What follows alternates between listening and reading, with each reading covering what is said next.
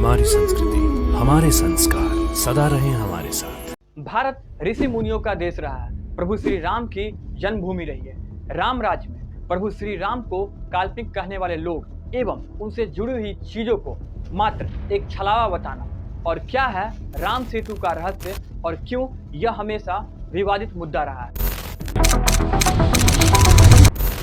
एक अमेरिकी TV channel ने भारत और श्रीलंका के बीच राम सेतु को लेकर बहस हुई थी और साइंस चैनल का दावा था कि राम सेतु का निर्माण प्राकृतिक रूप से नहीं बल्कि मानव के द्वारा बनाया गया। नमस्कार दोस्तों, कचल हंट्स में आपका स्वागत है। उम्मीद है कि आप स्वस्थ होंगे, मस्त होंगे। भगवान श्री राम के श्रीलंका तक सेतु बनाने की हिंदू पौराणिक कथा सच साबित हो सकती है। यह शो साइंस चैनल पे आएगी और इसका नाम रखा गया है एंशिएंट लैंड ब्रिज। शो में अमेरिकी आर्कियोलॉजिस्ट ने कहा कि भारत और श्रीलंका के बीच लगभग 50 किलोमीटर लंबी रेखा चट्टानों से बनी है। आर्कियोलॉजिस्ट को कार्बन डेटिंग के माध्यम से यह पता चला कि यह चट्टानें लगभग 7000 साल पुरानी है और इस चट्टानों के नीचे जो बालू है वो लगभग 4000 साल पुरानी है। Scientific analysis reveals the rocks are 7,000 years old, but are sitting on top of sand that is only 4,000 years old.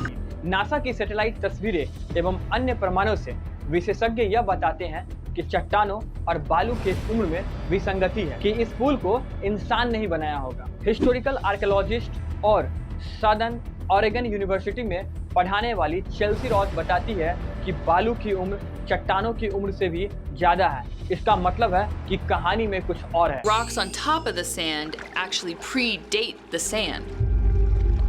So there's more to the story. वहीं पैरालॉजिस्ट एलन लेस्टर बताते हैं कि हिंदू पौराणिक कथाओं के अनुसार भगवान श्री राम ने भारत और श्रीलंका के बीच एक पुल का निर्माण किया था और इस पुल को बनाने के लिए जो पत्थर लाए गए थे वो दूर दूर से लाए गए और श्रृंखलाबद्ध बालू के टीलों पर रख दिया गया था। There are stones that have been brought from afar and set on top of our sandbar island chain. और उनका कहना है कि इस तरह का पुल बनाना एक बहुत बड़ी इंसानी उपलब्धि हो सकती है।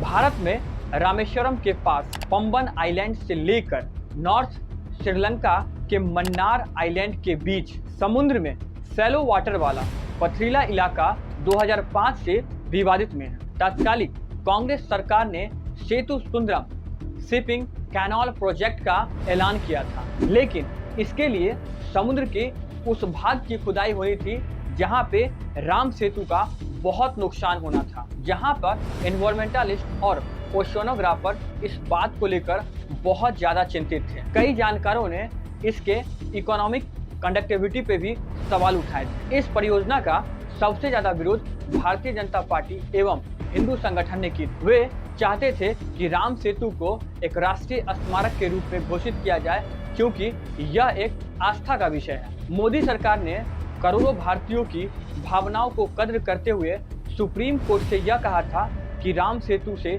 कोई छेड़छाड़ नहीं की जाएगी और इसके लिए वैकल्पिक रास्ते ढूंढे जाएंगे। यूनियन मिनिस्ट्री ऑफ शिपिंग ने एक एफिडेविट दायर की थी और उसमें सेतु सुंदरम नगर परियोजना के खिलाफ दायर याचिका को खत्म करने की अपील की थी। बीजेपी नेता सुब्रमण्यम स्वामी ने ही इस प्रोजेक्ट के खिलाफ पिटीशन सुप्रीम कोर्ट में दायर की थी। सिर्फ आस्था नहीं है राम सेतु, बल्कि करोड़ों लोगों के विश्वास का प्रतीक है। वाल्मीकि द्वारा रचित रामायण में 2 वानरों का जिक्र है जिसमें नल और नील है और इनको वरदान दिया गया था कि वो जो भी चीज को समुद्र में फेंकेंगे वो तैरने लगेगा, और इस तरीके से राम सेतु का निर्माण हुआ था। और अंत में साइंस रिसर्च और सारा डेटा का एनालिसिस करने के बाद वैज्ञानिक भी इस बात को मानते हैं कि इस राम सेतु, जिसे एडम ब्रिज के भी नाम से जाना जाता है, इनका निर्माण प्राकृतिक रूप से नहीं बल्कि मानव के द्वारा बनाया गया और यह एक आस्था का प्रतीक है।